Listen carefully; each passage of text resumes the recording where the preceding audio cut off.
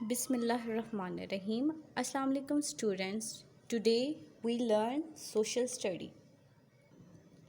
Unit 1 World Graphic. World Graphic mean study of earth. इसका मतलब ये है कि इसमें हम अर्थ के बारे में स्टडी करते हैं. तो first one maps. As the earth is a sphere, so it is not easy to show the surface in a flat drawing. Students you know ना कि जो हमारी ज़मीन है वो गोल है, ठीक है. तो किसी भी फ्लैट ड्राइंग को स्टडी करना बहुत मुश्किल काम होता है. A map is a drawing made to show an area of earth. This area can be the land or the sea or both. A map shows us where one place is in relation to an other place. There are many kinds of maps. अब basically map क्या है, मैं आपको बताऊंगी कि map एक वो drawing है जिसके ज़रिए से हम ज़मीन के किसी भी एरिया को इजीली शो कर सकते हैं, बता सकते हैं या ढूंढ सकते हैं, चाहे वो फिर ज़मीन हो या समंदर. इसके अलावा मैप हमें एक जगह का दूसरी जगह से क्या रिश्ता है या कितना फासला है ये भी हमें बताता है. इसके अलावा मैप्स की बहुत सारी इकसाम होती हैं. Physical map, political map, relief map, and fourth one is longitude and latitude. मैंने आपको इनकी चारों काइंड्स के नाम बताए हैं. अब मैं आपको बताऊंगी कि फ़िज़िकल मैप क्या है. This is a physical map. It shows hills, mountains, reverse, valleys and other landform. इसका मतलब ये है कि जो फिज़िकल मैप होता है वो हमें पहाड़, दरिया, वादियाँ और अदर लैंडफॉर्म के बारे में बताता है. मीन्स के एक यहाँ पे आपको साइड पे फिज़िकल मैप बना हुआ दिखाई दे रहा है जिसमें वो हमें शो करवाएगा कि ज़मीन के किस हिस्से में पहाड़ हैं, दरिया हैं, वादियाँ हैं और अदर लैंडफॉर्म हैं. नेक्स्ट वन क्या है? Political map. पॉलिटिकल मैप क्या होता है? दिस इज़ अ पॉलिटिकल और administrative map. It shows towns, cities and borders between countries. Students आपने एक बात याद रखनी है कि पॉलिटिकल मैप का दूसरा नाम एडमिनिस्ट्रेटिव मैप है. ये आपके एमसीक्यूज़ में या फिलिंग द ब्लैंक्स में आपको बहुत हेल्पफुल हो सकता है, ठीक है. अब पॉलिटिकल मैप हमें क्या बताता है? टाउन्स, कस्बे, सिटीज़, शहर और बॉर्डर्स बिटवीन कंट्रीज़, मतलब कि दो कंट्रीज़ के दरमियान जो बॉर्डर्स होते हैं ये हमें उसके बारे में बताता है. और साइड पे आपको पॉलिटिकल मैप भी बना हुआ दिखाई दे रहा है. थर्ड काइंड जो है वो है relief map. What is relief map? This is a relief map. It shows the height of hills and mountains with lines drawn to show height in metres.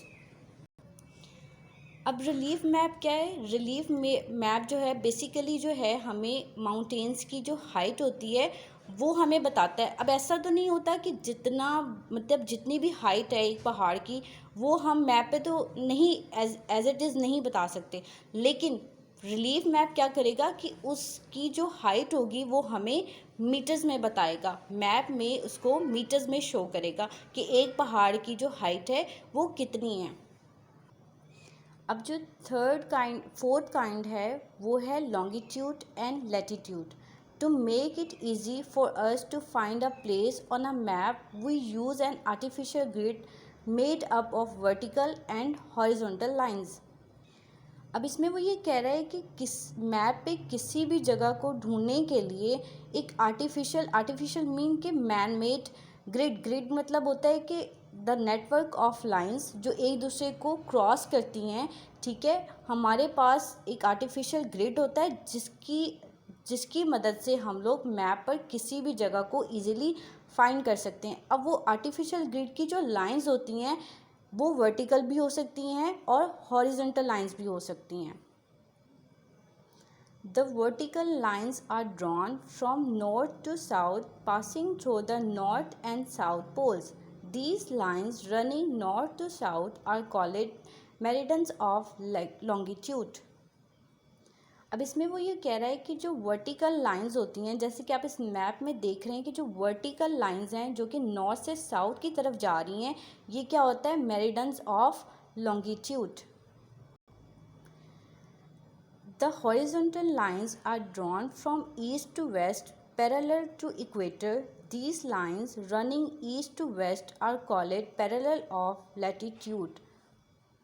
अब इसमें वो हमें बता रहा है कि जो लाइंस हॉरिजॉन्टल होती हैं और ईस्ट टू वेस्ट जा रही होती हैं और पैरेलल टू इक्वेटर का मीन ये है कि जो हमारी अर्थ के सेंटर में जो लाइन होती है जो कि अर्थ को दो हिस्सों में डिवाइड कर रही होती है, हॉरिजॉन्टल लाइंस उनके पैरेलल जा रही होती हैं, ठीक है। और ये लाइंस क्या कहलाती हैं? जो लाइंस ईस्ट टू वेस्ट जा रही होती हैं ये कहलाती हैं पैरेलल ऑफ लैटिट्यूड। जैसे कि आप लोग मैप में भी देख सकते हैं कि ये जो हॉरिजॉन्टल लाइंस हैं जो कि ईस्ट से वेस्ट की जानिब जा रही हैं, ये क्या होती हैं? लैटिट्यूड। नेक्स्ट है the equator is the line of latitude which goes all the way round the middle of the earth. It divides the earth into the northern and southern hemisphere. अब इसमें वो हमें ये बता रहा है कि इक्वेटर क्या होता है। इक्वेटर बेसिकली जो हमारा अर्थ होता है, मतलब मैप होता है, उसके मिडल में एक लाइन होती है जो कि अर्थ को दो हिस्सों में डिवाइड करती है। मतलब बेसिकली हमारी अर्थ में कोई लाइन नहीं है, ये हमारी एक खुद से बनाई हुई एक लाइन होती है कि अर्थ को जो कि दो हिस्सों में डिवाइड करती है। और ये लाइन जो होती है वो क्या होती है? लैटिट्यूड। लैटिट्यूड मतलब वो कि हॉरिजॉन्टल लाइन होती है, ठीक है। और ये अर्थ को किन दो हिस्सों में डिवाइड करता है? Northern and southern. Hemisphere means का इसका मतलब है हाफ ऑफ द सर्कल, ठीक है। पेज नंबर 4 पे there are 19 parallel of latitude in each hemisphere, the equator at 0 degree. अब इसमें वो हमें ये बता रहा है कि जो पैरेलल ऑफ लैटिट्यूड होता है वो क्या होता है? वो 90 डिग्री का होता है, लेकिन जो इक्वेटर होता है वो 0 डिग्री का होता है। And the degrees increase northward to southward from the equator. अब आपने इसमें एक बात ये याद रखनी है कि जो हमारा इक्वेटर होता है वो 0 डिग्री का होता है, लेकिन जब ये अपर से लोअर की तरफ मूव करता है तो इसकी डिग्रीज इंक्रीज़ हो जाती हैं। किसकी? इक्वेटर की। मतलब कि नॉर्थ से साउथ की तरफ जब वो जाता है तो इक्वेटर की जो डिग्री होती है वो इंक्रीज़ होती है। The north pole is at 90 degree and the south pole is at 90 degree s. अब इसका मतलब क्या है कि जो नॉर्थ पोल है वो भी 90 डिग्री का होता है, जो साउथ पोल होता है वो भी 90 डिग्री का होता है। अब आप लोगों ने इस चीज़ को बहुत ही ध्यान से समझना है और याद भी रखना है, ये भी आपके MCQs ऑब्जेक्टिव में आपके लिए बहुत हेल्पफुल होगा। नेक्स्ट वन है how to study a map.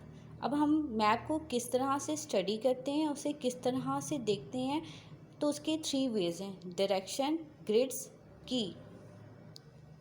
First one है directions.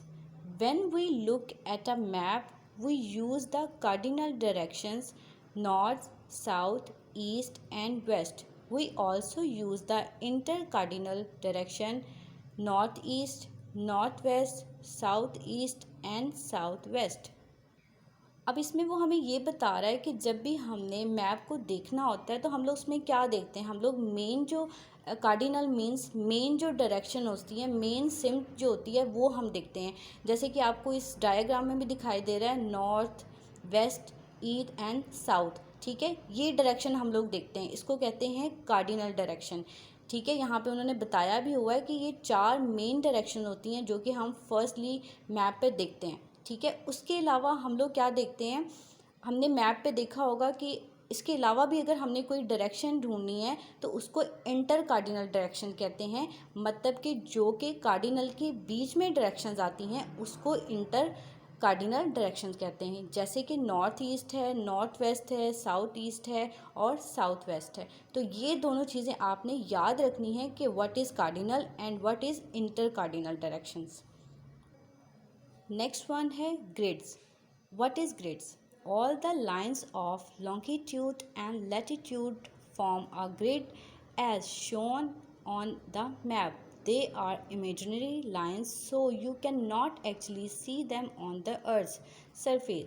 To find a place on a map, we find its guide reference. For example, Karachi is located at almost 25° north and 67° east. This means it is 25 degrees north of equator and 67 degrees east of the prime meridian. अब इसमें वो हमें क्या बता रहा है, वो इसमें हमें ये बता रहा है कि जो भी लाइंस होती हैं लॉन्गिट्यूड एंड लैटिट्यूड के बारे में मैं आपको पहले ही बता चुकी हूँ। ठीक है, वो वर्टिकल लाइंस और हॉरिजेंटल लाइंस होती हैं जो कि हमारी खुद की बनाई हुई लाइंस होती हैं, जो कि अर्थ पे आप नहीं देख सकते। मतलब मैप पे बनाई हुई हमारी खुद की लाइंस होती हैं कि हम किसी भी जगह को ईजिली देख सकें या उसे ढूंढ सकें।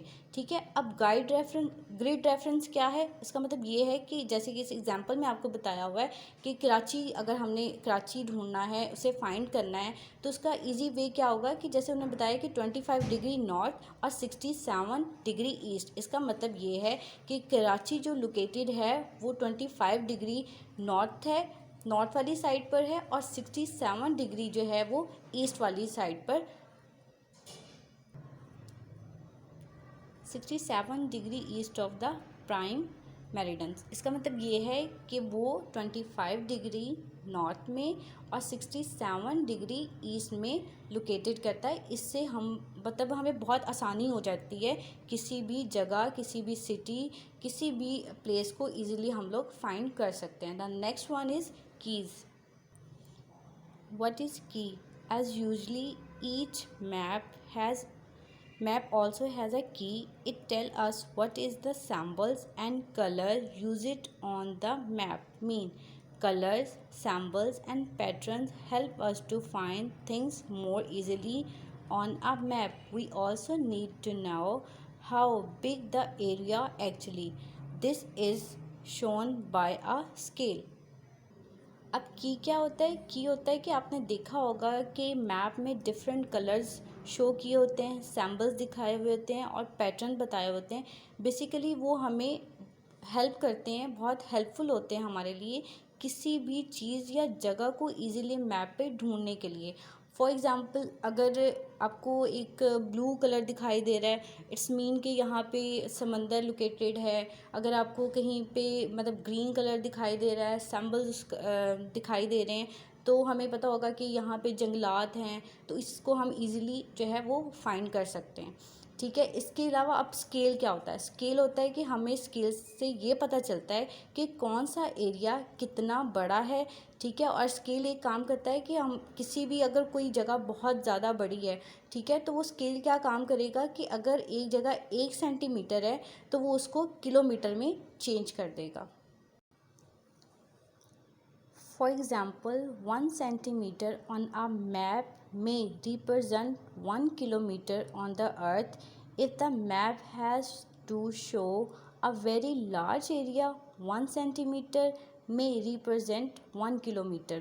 अब यही मतलब मैंने आपको बताया अभी कि जो स्केल का काम होता है उसका बेसिकली काम ही यही होता है कि अगर बहुत बड़ा एरिया है, लाइक सेंटीमीटर्स में है, तो वो उसको किलोमीटर में रिप्रेजेंट करेगा, क्योंकि एक मैप के ऊपर इतना बड़ा एरिया शो करना it's not a easy. Map also have a compass rose or an error marked with N at the top. The compass rose shows the general direction and the arrow tell us where north is. अब इसमें वो ये कह रहा है कि map के ऊपर एक कंपास रोज होता है, ये एक मैग्नेटिक कंपास होता है।